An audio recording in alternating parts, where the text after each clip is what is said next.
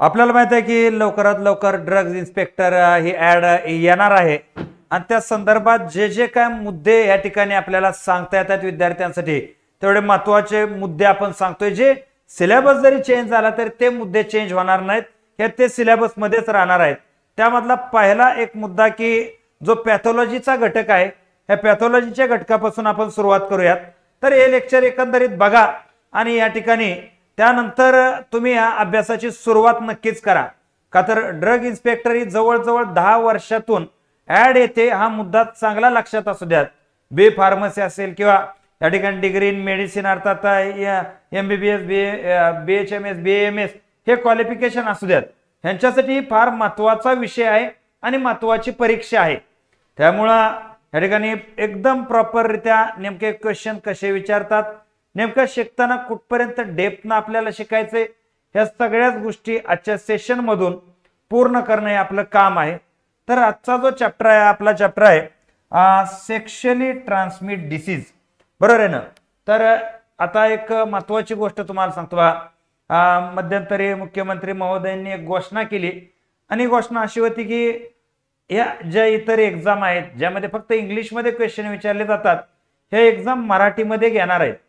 आता MPSC generally काय करते की एकंदरीत एक क्वेश्चन मराठीत त्याचं ट्रान्सलेशन इंग्लिश मध्ये असते, परंतु या ठिकाणी जर इथे तेच राहणार डेफिनेट, पण जरी नाही राहिलं तरी सुद्धा आपण बोथ लँग्वेज मध्ये लेक्चर बघायचं, दोन्ही भाषामध्ये, म्हणजे एक्सप्लेनेशन आणि काय कीवर्ड्स आहेत ते मराठीमध्ये मी तुम्हाला सांगणार, काय इंग्रजीमध्ये तुम्हाला सांगणार, जेणेकरून पेपर मराठीत नाही येऊ नाहीतर इंग्रजीत नाही येऊ, तुम्हाला अडचण असणार नाही। अशा प्रकारे आपण या मुद्द्याला सुरुवात करूया।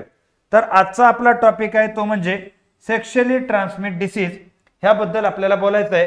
अर्थात लैंगिक संक्रमित रोग असे याला आपण मराठीमध्ये म्हणू शकतो। आता यामध्ये जर आपण पाहायचं झालं तर एक गोष्ट लक्षात घ्या, ही बॅच आहे, बॅच सुरू झालेली आहे ड्रग इन्स्पेक्टरच्या संदर्भात। दररोज लाईव्ह लेक्चर आहे, अनलिमिटेड व्ह्यूज आहेत, PYQ पेपरचं विश्लेषण आहे, A to Z जी परीक्षा पास व्हायला लागतं हे सर्व काही या बॅच मध्ये आपण टाकलेलं आहे। नक्कीच ही बॅच जॉईन करा, तुम्हाला याचा डेफिनेट फायदा होऊ शकतो। स्क्रोल पट्टीवर एक नंबर आहे 7038 155 255, त्यावरती कॉल करा बॅच जॉईन करायला, काय अडचण आली तर। बघूयात आपण आजचा जो डिसीज आहे या डिसीजच्या संदर्भात सेक्शुअली ट्रान्समिट डिसीज। आता हा एक अशा प्रकारचा आजार आहे की या आजारामध्ये एकंदरीत म्हणजे सामाजिक भय ज्याला आपण म्हणतो, हे सामाजिक भीती माणसाला या आजारामध्ये भरपूर राहते। त्यामुळे हे आजार लपवण्याचं दडवण्याचं प्रमाण जास्त आहे आणि लपवणं दडवण्याचं कारण हे आजार वेगानं प्रसारित होत असतात। कदर एखादा आजार जर दिसतोय तर या ठिकाणी त्या व्यक्तीपासून लोक सावध राहतील किंवा सांगताना त्याला काय वाटणार, म्हणजे एखादा HIV सारखा एखाद्याला आजार झाला तर या ठिकाणी तो सांगू शकत नाही आणि या ठिकाणी सांगितलाच तर सामाजिक लेवलला या ठिकाणी त्याच्या फॅमिली पासून सगळ्याला त्या गोष्टीच्या प्रॉब्लेमला सामोरं जावं लागतं। कदर भारतीय समाज हा एक ढोंगी समाज आहे। हे म्हणजे कसं असतं की प्रत्येक गोष्ट प्रत्येकाला तर करायचीच आहे, परंतु जो सापडेल तो मूर्ख या समाजात सिद्ध होतो, त्यामुळे याला ढोंगी समाज म्हटलं जातं। असो मुद्दा तो नाही आपला। आणि या रोगामध्ये असंच आहे की यामध्ये एकंदरीत चर्चाही होत नाही आणि त्याच्याबरोबर लोकांना या गोष्टीचे अवेअरनेस पण नसतात। कदर सेक्शुअली ट्रान्समिटर फक्त HIV आणि या ठिकाणी आपण हेपेटायटिस एवढे दोनच मुद्दे म्हणतो असे नाहीत, हे फक्त आणि फक्त सेक्शुअली ट्रान्समिट डिसीज जे फंगल आहेत, बॅक्टेरियल आहेत, हे काय आहे ते बघायचं, का तर याचा इन्फेक्शनचा रूटच तो आहे। लक्षात येते? तर लक्षात घ्या की sexually transmitted disease are infections that are spread person to person through intimate sexual contact. ही कॉमन गोष्ट आहे की हा रोग हा फक्त सेक्शुअल कॉन्टॅक्टनच होत असतो, ह्यामध्ये काही विषय नाही। आणि हा रोग वेगानं प्रसारित व्हायचं प्रमुख कारण आहे sexually transmit disease are dangerous because they easily spread and it is hard to tell just by looking who has an STD। म्हणजे एकंदरीत आहे डेंजर आजार का झाला, का तर जर एखाद्याच आपण पाहतो सिंगल पार्टनर असेल तर या ठिकाणी त्याला त्याची फिजिकल पूर्ण माहीत असतं, पूर्णतः त्या व्यक्तीचा अभ्यास त्याचा असतो. पण मल्टिपल पार्टनर हा ज्यावेळेस मुद्दा येतो त्यावेळेस तो व्यक्ती जरी माहीत असेल तर ती फिजिकल हिस्ट्री एखाद्याची माहीत नसते. आणि म्हणून या ठिकाणी काय होतं की ना तो विचारू शकतो ना पुढचा सांगू शकतो आणि समाजात याची चर्चा होऊ शकत नाही. आणि त्याच्यामुळे एकंदरीत त्यांना मल्टिपल पार्टनर असेल तर तो उघड मात्यानं सांगणार नाही की माझा असं दुनियादारी होती म्हणून मला असा आजार झाला, बरोबर आहे. त्यामुळं या दोन्ही गोष्टीचे प्रॉब्लेम आहेत, ह्या आजाराला वाढवतात. हे दोन्ही प्रॉब्लेम, एक तर कुणाला सांगता येणार, दुसरं तर या ठिकाणी आपण पाहतो की स्प्रेड व्हायला खूप इझी वे आहे. हा मुद्दा लक्षात घ्या. आज जर आपण या रोगाबद्दल पाहिलं तर जगातील 4 माणसापैकी एका माणसाला हा डिसीज आढळतो ज्याचं वय 15 ते 55च्या मध्ये आहे. बघा किती या ठिकाणी आपण पाहतो हा रोग प्रसारित व्हायचं प्रमाण वेगवान आहे. 4 पैकी 1 माणूस ह्या रोगामध्ये पीडित आहे. कशामध्ये की बॅक्टेरियल असेल, फंगल असेल किंवा इतर काय असेल ते व्हायरल असेल, 4 पैकी 1 जण पीडित आहे. आता यामध्ये व्हायरल डिसीज यातल्या डेंजर काय का तर हे ट्रीटमेंट नाही त्यांच्यावरती किंवा ते ट्रीटमेंटला ते रिस्पॉन्स करत नाहीत, पण बाकीचे ट्रीटमेंट ना या ठिकाणी सहजरित्या होऊ शकतात. आता सेक्शुअली कॉन्टॅक्ट ज्याला आपण म्हणतो तर 3 प्रकारचा सेक्स हा याला कारणीभूत ठरतो. एक आहे वजायनल सेक्स ज्याला आपण वजायनल इंटरकोर्स म्हणतो, दुसरं ॲनल आहे आणि तिसरं ओरल आहे. आता ह्या टर्म काय तुम्हाला समजून सांगायची गरज नाही की वजायनल कशाला म्हणायचं, ॲनल कशाला म्हणायचं, ओरल कशाला म्हणायचं, हा काय प्रकार समजून सांगायची गरज नाही. आता ह्याच्यापेक्षा चौथा काय प्रकार सेक्स असू शकत नाही. तर हे प्रमुख 3 प्रकार आहेत. या 3 प्रकारातून हा रोग काय होत असतो, प्रसारित होत असतो. हा मुद्दा लक्षात घ्या. जर एकंदरीत आपण पाहायचं झालं तर याचं क्लासिफिकेशन ज्यावेळेस आपण पाहतो त्यावेळेस या क्लासिफिकेशन मध्ये बॅक्टेरियामुळे अर्थात जीवाणूमुळे होणारे रोग जे आहेत त्यामध्ये क्लॅमिडिया आहे, गनोरिया आहे, सिफिलिस आहे.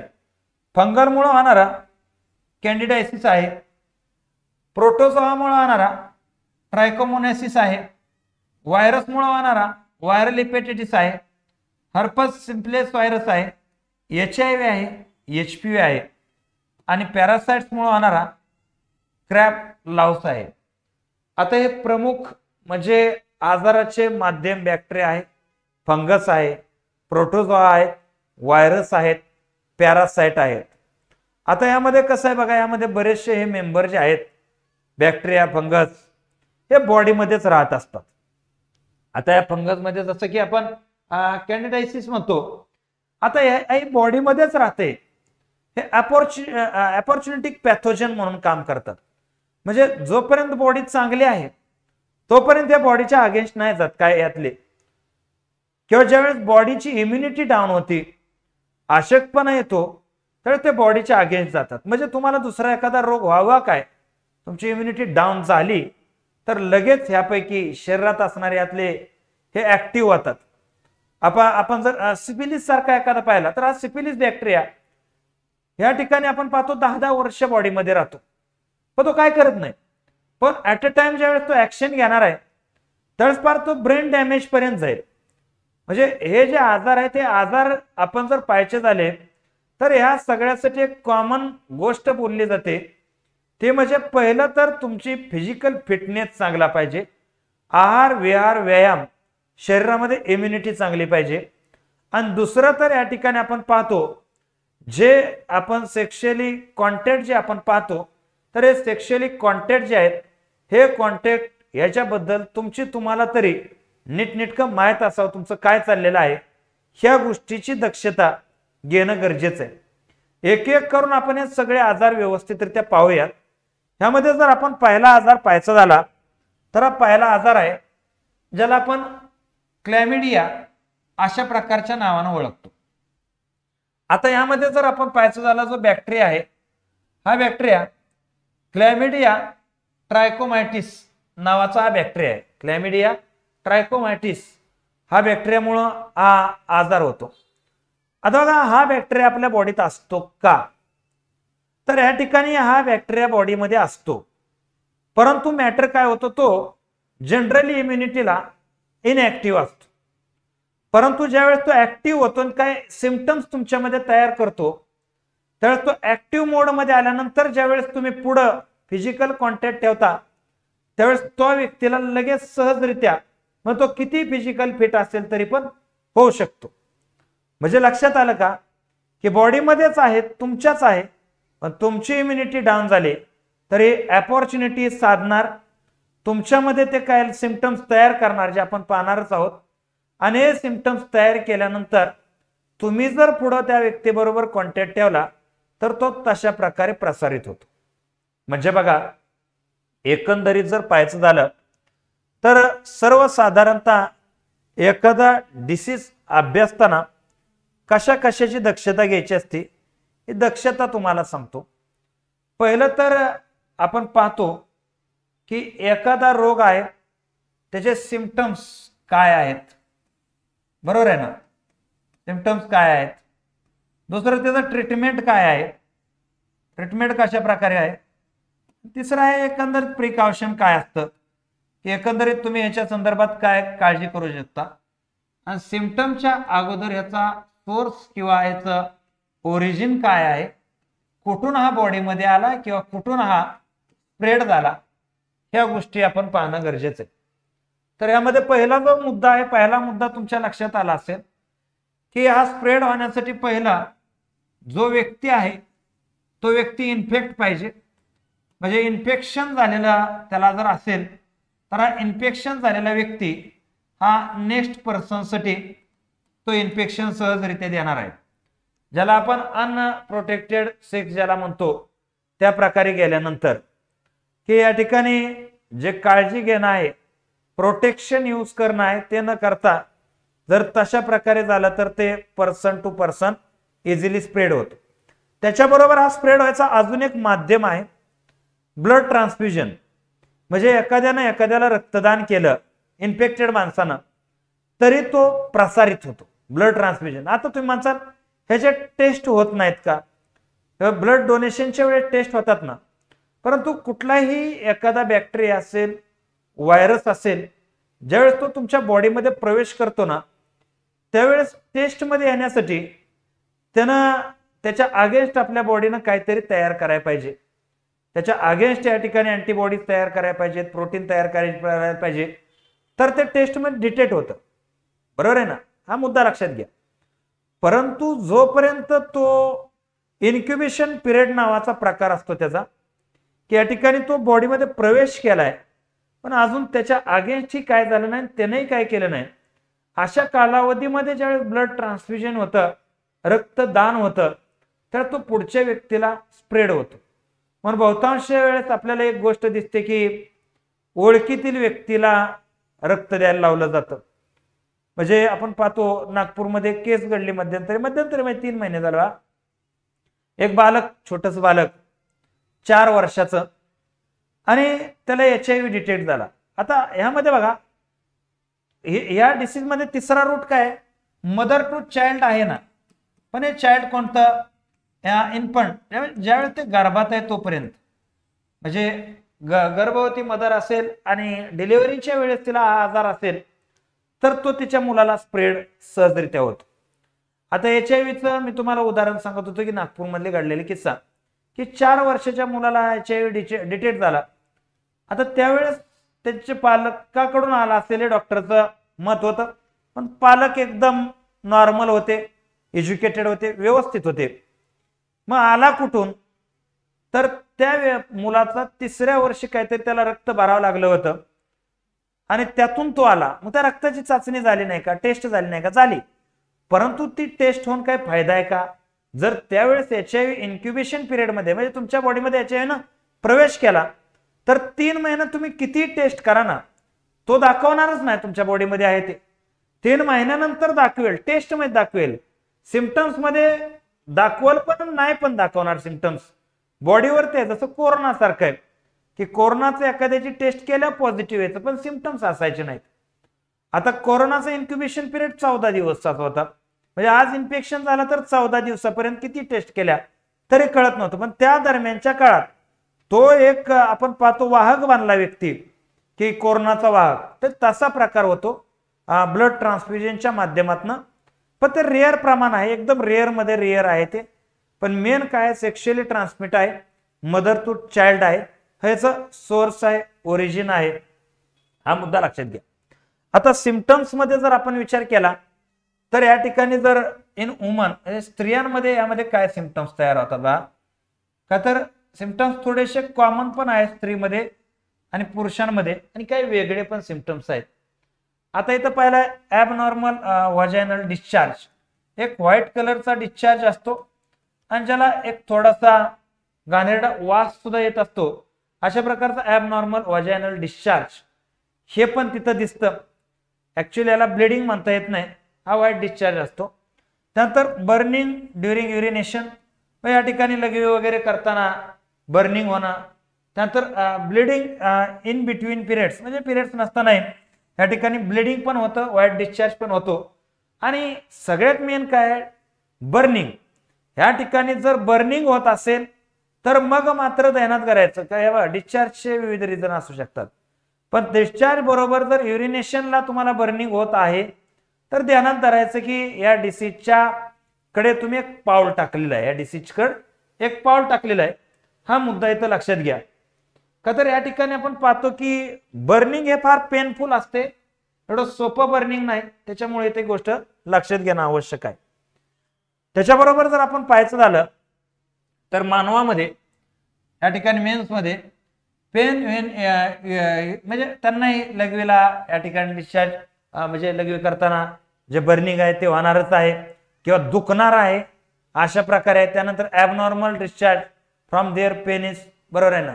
तसंच या ठिकाणी व्हाईट कलरचा स्वॅब या ठिकाणी आपण पाहतो, तो डिस्चार्ज असा होत राहतो आणि तोही या ठिकाणी एक घाणेरड्या वासाचा स्वॅब असतो, हा मुद्दा लक्षात घ्या. आता यामध्ये जर आपण पाहायचं झालं तर यामध्ये ॲनल पद्धतीनं काय लोक सेक्स करत असतात. समाजात काय एक प्रकार आहे का, हजारो प्रकारचे नमुने आहेत.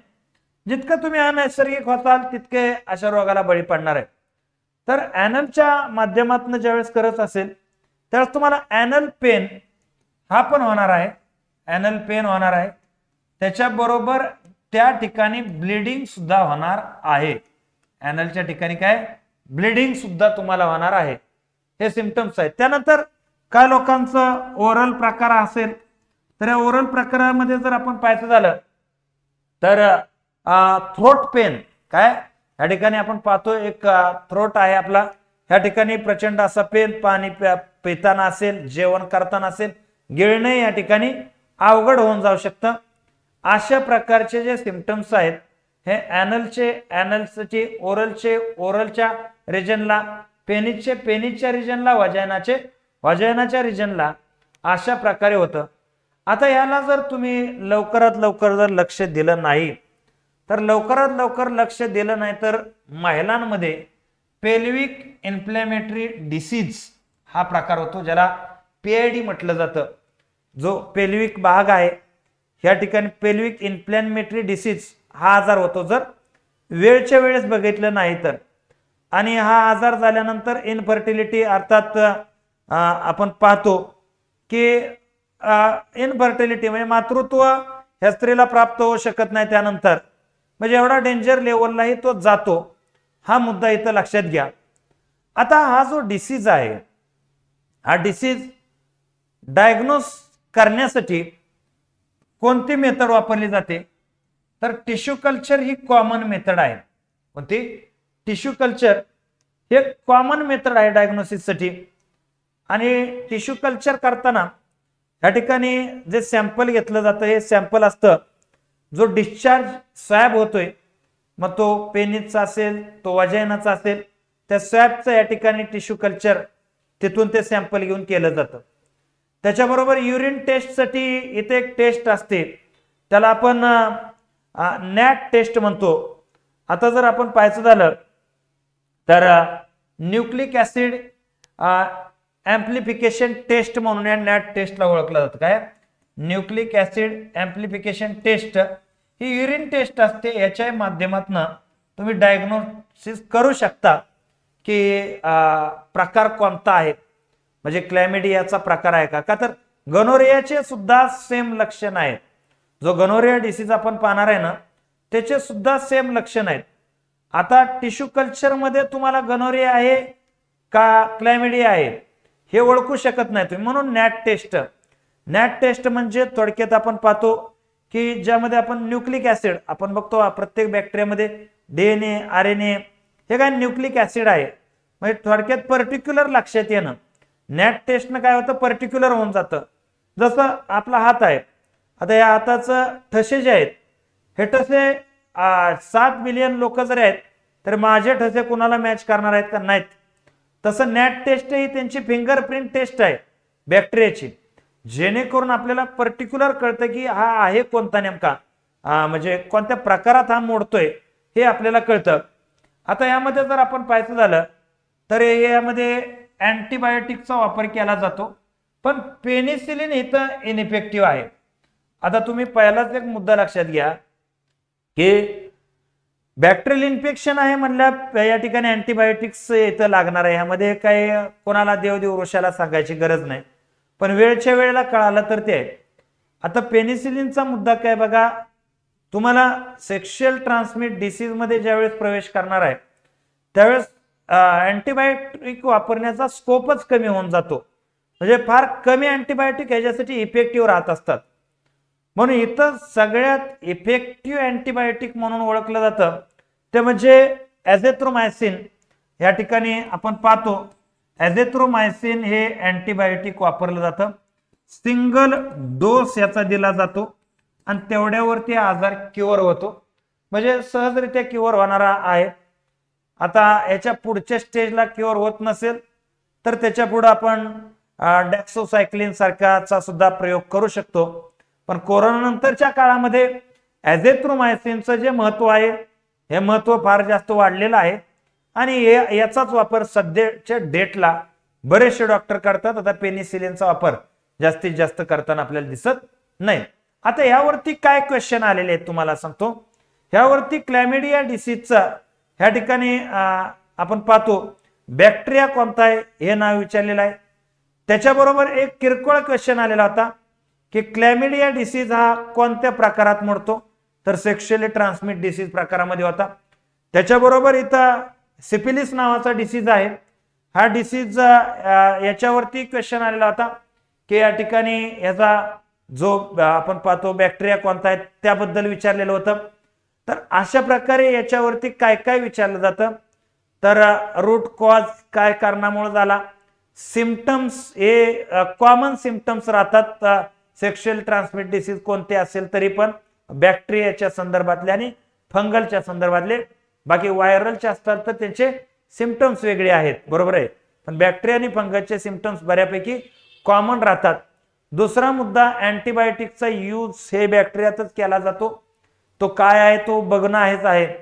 तर अशा प्रकारे किंवा टेस्टचं नाव जसं की नॅटचा लॉंग फॉर्म काय आहे हे अशा प्रकारचे क्वेश्चन तुम्हाला इथं विचारले म्हणजे विचारले गेलेले आहेत, प्रिव्हियसला इथं विचारले गेलेले आहेत. हा विषय लक्षात ठेवा. आता पुढचा आजार जो आहे त्याला गनोरिया म्हणून ओळखतो. आता नेसेरिया गनोरी हा याचा आपण पाहतो बॅक्टेरिया आहे की या नेसेरी गनोरिया ह्याच्यामुळं हा आजार आपल्याला होत असतो.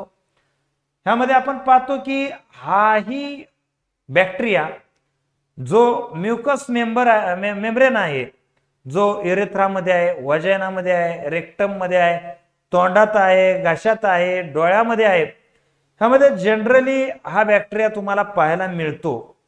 परंतु तोपर्यंत हा बॅक्टेरिया काहीच करत नाही जोपर्यंत याला संधी मिळत नाही. संधी साधू बॅक्टेरिया आहे, अपॉर्च्युनिटिक पॅथोजन म्हणून याला आपण ओळखतो. जशी संधी इम्युनिटी डाऊन होईल तुमची तसा हा ऍक्टिव्ह होतो आणि ऍक्टिव्ह होऊन तुम्हाला याचे काय सिम्पटम्स तयार करतो आणि हा सिम्पटम्स वाल्या व्यक्तीनं पर्सन टू पर्सन या ठिकाणी पुढे कुठं कॉन्टॅक्ट केला तर त्या व्यक्तीमध्ये किती इम्युनिटी स्ट्रॉंग असू द्या त्याला तो होणार आहे. आता यामध्ये आपण पाहतो की 103 प्रकार आहेत, त्यातूनच तो होणार आहे, यामध्ये काय विषय नाही. इथे बर्निंग अँड पेन होणार आहे युरिनेटिंगच्या वेळेस.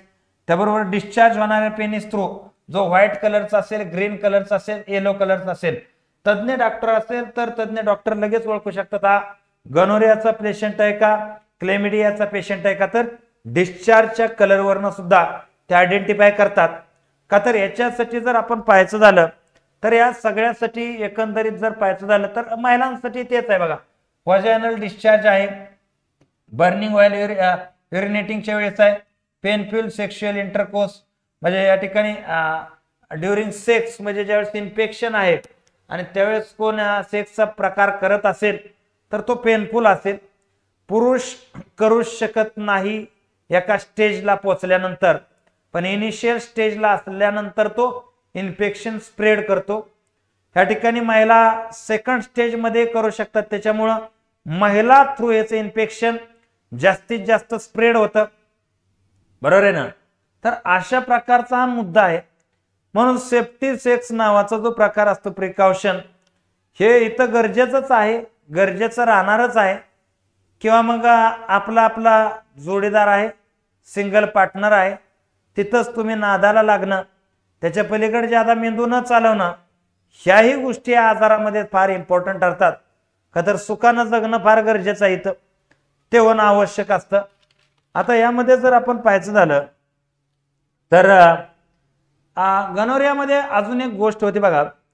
ह्याच्या ज्यावेळेस आपण पाहतो इन्फेक्शन होतं तर ते ड्युअल इन्फेक्शन मध्ये कन्वर्ट होतं. का तर यामध्ये सहजरित्या फंगल इन्फेक्शन पण होतं. का तर गनोरिया त्याच वेळेस होतो ज्यावेळेस इम्युनिटी फारच डाऊन झालेली असते, आणि इम्युनिटी डाऊन झालेल्याचं लक्षणच काय, तुम्हाला फंगल इन्फेक्शन स्टार्ट होणं, बरोबर आहे ना. याच्या मध्ये सगळ्यात जास्त काय फंगल इन्फेक्शन स्टार्ट होतात माणसाला. आता यामध्ये काय फंगल इन्फेक्शन स्टार्ट होऊन जातात. मग त्याच्यामुळे इथं जे आपण पाहतो की एकंदरीत सिम्पटम्स पाहिलेच, तर त्याच्याबरोबर आपण पाहतो की याच्या ट्रीटमेंटसाठी नॅटची टेस्ट आहे, जे आहे तीच आहे. त्यानंतर टिश्यू कल्चर सुद्धा आहे, स्वॅबचं टिश्यू कल्चर सुद्धा केलं जातं, आणि याला सुद्धा ॲझिथ्रोमायसिन हेच अँटीबायोटिक वापरलं जातं. कोणतं? ॲझिथ्रोमायसिन हेच अँटीबायोटिक वापरलं जातं. ह्या व्यतिरिक्त दुसरं याला विशेष काय केलं जात नाही. हा मुद्दा लक्षात येतोय का तुमच्या, की टेस्ट नॅट टिश्यू कल्चर आहे, त्याच्याबरोबर अँटीबायोटिक मध्ये ॲझिथ्रोमायसिन आहे, आणि प्रिकॉशनसाठी पहिला मुद्दा की या ठिकाणी एकतर सिंगल पार्टनर किंवा मल्टिपल पार्टनर इलाजच नाही, तुमचा पर्यायच तुमच्या पुढे संपलेला आहे, तर प्रॉपररित्या काळजी घेणं. या ठिकाणी आपण पाहतो की condom are the only way to do keep safe from the getting STD, ही गोष्ट लक्षात घ्या. ह्याच्यापेक्षा जास्त आता आपल्या सृष्टीमध्ये सध्या प्रिकॉशनसाठी कोणताच मुद्दा नाही, बरोबर आहे. हेच तुमच्यासाठी इम्पॉर्टंट फॅक्टर असणार आहे. तदनंतर सगळ्यात डेंजर आजार म्हणून बॅक्टेरियलचं इन्फेक्शन आहे सिफिलिस. आता सिफिलिस जो आहे ट्रेपोनोमा पेलिडियम, ह्याच्यामुळे सिफिलिस होतो.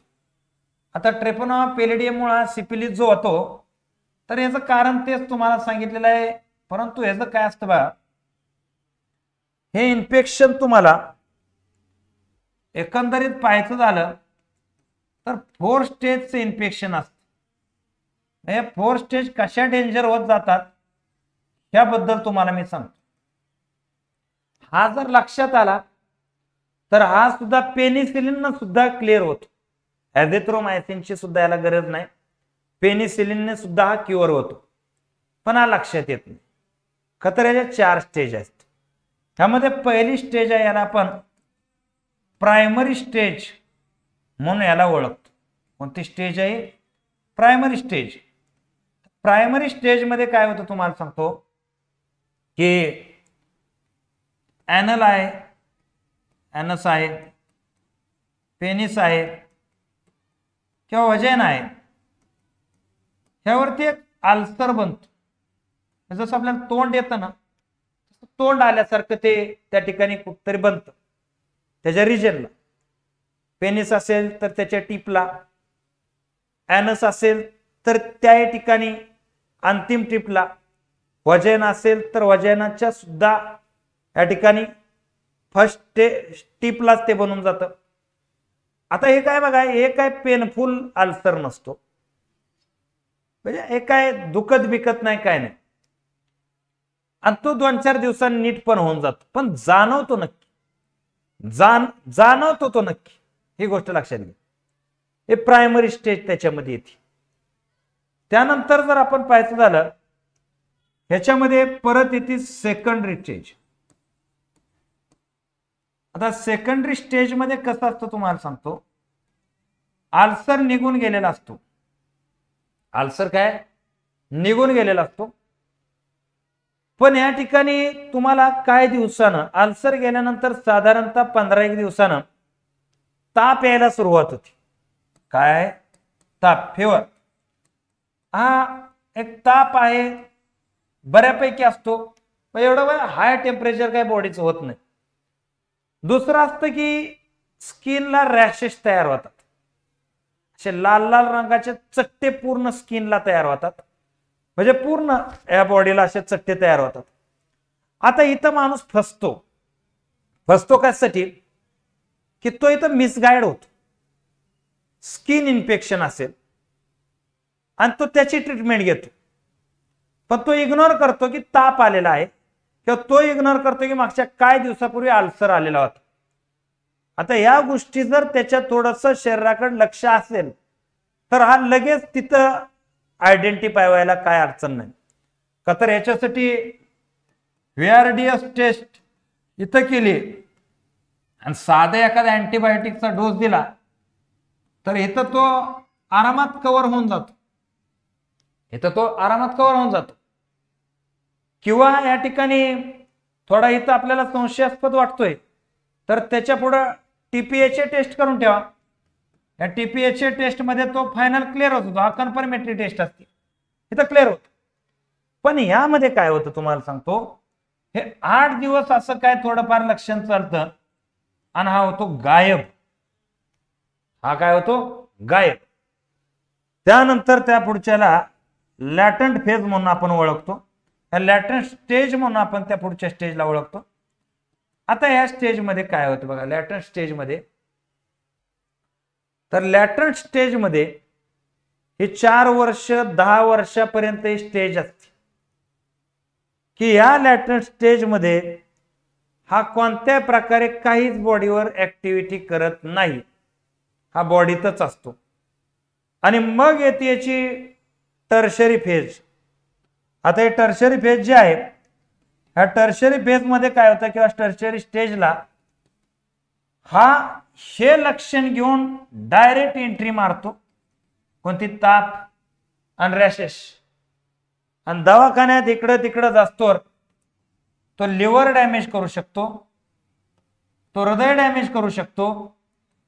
त्याच्याबरोबर या ठिकाणी यामध्ये आपण पाहतो न्यूरोसिपिलिस सुद्धा तुमचा होऊ शकतो, ब्रेन डॅमेज सुद्धा करू शकतो, न्यूरोसिपिलिसच्या माध्यमातून ब्रेन डॅमेज करू शकतो.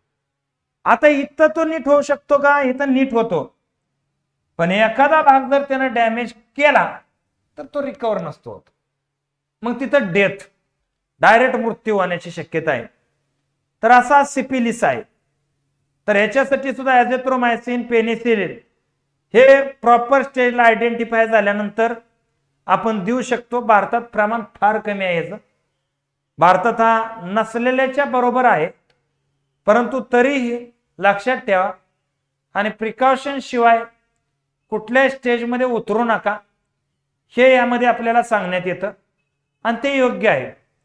तर अशा प्रकारे जर आपण पाहायचं झालं तर हे बॅक्टेरियल इन्फेक्शन एकंदरीत आपण पाहिलेले आहेत. तर बॅक्टेरियल इन्फेक्शन नंतर आपल्याला बघायचे fungal infection, protozoal infection, viral infection, हे नेक्स्ट सेशन मध्ये बघू. पण त्याच्याबरोबर लक्षात घ्या, ही बॅच तुमच्यासाठी अतिशय महत्वाची बॅच आहे आणि ह्या माध्यमातून तुम्ही जबरदस्त लेवलना अभ्यास करू शकता. का तर प्रत्येक point two point PDF notes तुम्हाला भेटणार आहेत, प्रत्येक पॉइंट टू पॉइंट लेक्चर्स भेटणार आहेत. प्रत्येक PYQचं अनालिसिस भेटणार आहे. GS बाय उत्तम गोरे ऍप डाउनलोड करा, तिथं ड्रग इन्स्पेक्टर मध्ये जा, बॅच घ्या. अडचण आली तर 7038155255 वरती कॉल करा. आणि ही PPT पाहिजेच तर आपल्या टेलिग्रामला जॉईन होऊन जावा, जो डिस्क्रिप्शन मध्ये टाकलेला आहे. तर या ठिकाणी मी थांबतो. जय हिंद, जय महाराष्ट्र.